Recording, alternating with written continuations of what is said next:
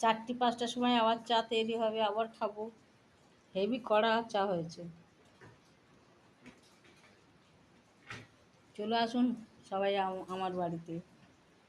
আপনারা সবাই চলে আসুন, আপনাদেরকে বলছি আপনারা আসুন আমার বাড়িতে, চা খাবেন, গল্প করবেন আমার সাথে।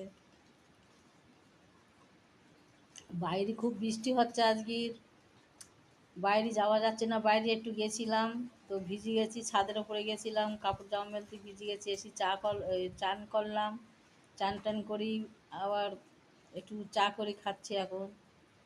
খাওয়া হয়ে গেছে সকালবেলা, এখন আবার চার নেশা লেগে গেছে, চা খেতে ইচ্ছা হচ্ছে খুবই। তো চা বানিয়ে খেলাম, বাচ্চাদের দুধ বানিয়ে দিলাম, একটা বাচ্চা আছে ছোট, আমার সাথেও ভিডিও বানায়, আপনারা দেখেছেন হয়তো। আপনারা সবাই ভালো